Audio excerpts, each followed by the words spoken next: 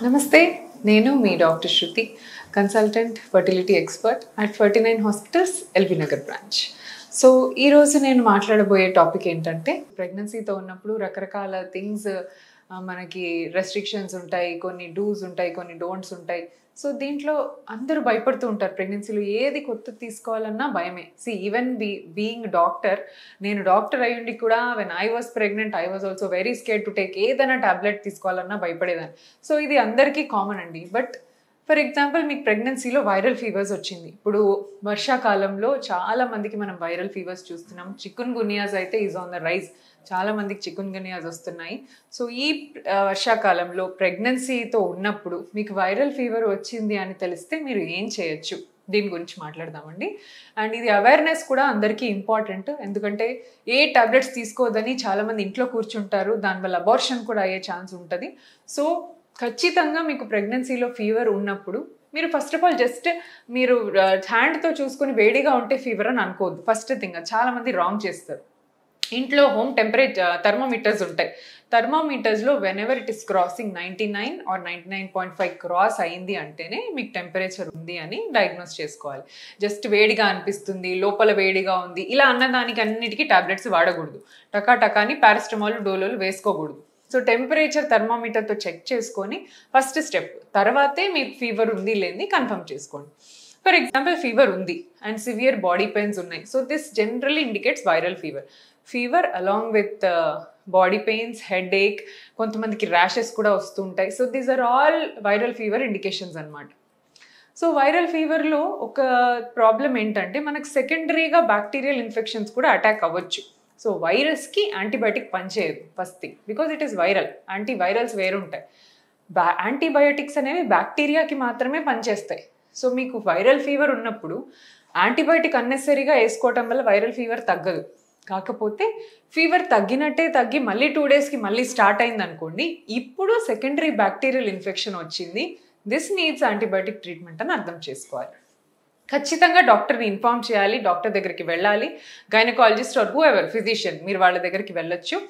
Just inform them that you are pregnant. మీరు pregnant అని చెప్తే వాళ్ళు సేఫర్ యాంటీబయాటిక్ మీకు ఇవ్వడం జరుగుతుంది. లైక్ కొన్ని antibiotics should not be taken during pregnancy. అవి తీసుకోవటం వల్ల అబార్షన్ రిస్క్ పెరుగుతుంది.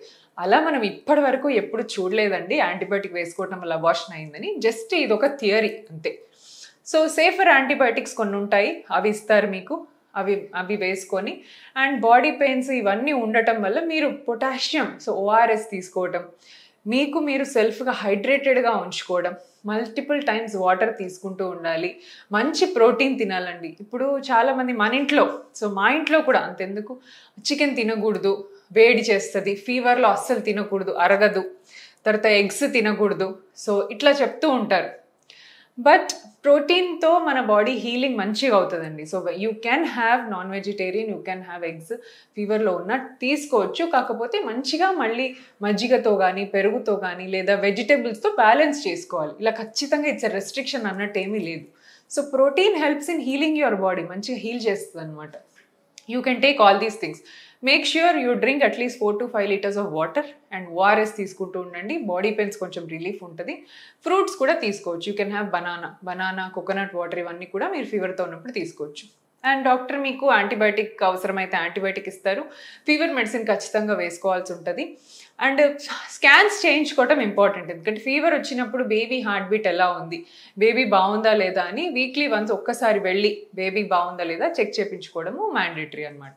సో చికున్ గునియాస్ అనేవి ఫీవర్ ఉన్నప్పుడే కాకుండా ఫీవర్ తగ్గిన తర్వాత కూడా మంత్స్ టుగెదర్ ఆ బాడీ పెయిన్స్ అలానే మిగిలిపోతున్నాయి అన్నమాట. సో ఇది ఒక డేంజర్ సిమ్టమ్. మన ఇమ్యూనిటీ చాలా వీక్ అయిపోయినప్పుడు ఇట్లా కంటిన్యూస్ పెయిన్స్ ఉంటూనే ఉంటాయి. సో దీనికి పెయిన్ కిల్లర్స్ వాడచ్చు. కాకపోతే దీంట్లో కూడా హయ్యర్ డోసెస్ కాకుండా లీస్ట్ డోస్ ఉన్న పెయిన్ కిల్లర్స్ ఇట్లాంటివి వేసుకోవాలి. అండ్ మీరు హాట్ ఫర్మెంటేషన్ ఇలాంటివి కూడా పెయిన్స్ కోసం పెట్టుకోవచ్చు. సో వైరల్ ఫీవర్లో జాగ్రత్తలు మనం ఏం తీసుకోవాలి అంటే, వాటర్ మంచిగా తీసుకోవాలి, అడిక్వేట్ రెస్ట్, నిద్ర బాగా ఉండాలి, అండ్ స్కాన్స్ చేయించుకొని ప్రెగ్నెన్సీ మంచిగా ఉందా లేదా చెక్ చేయించుకోవాలి.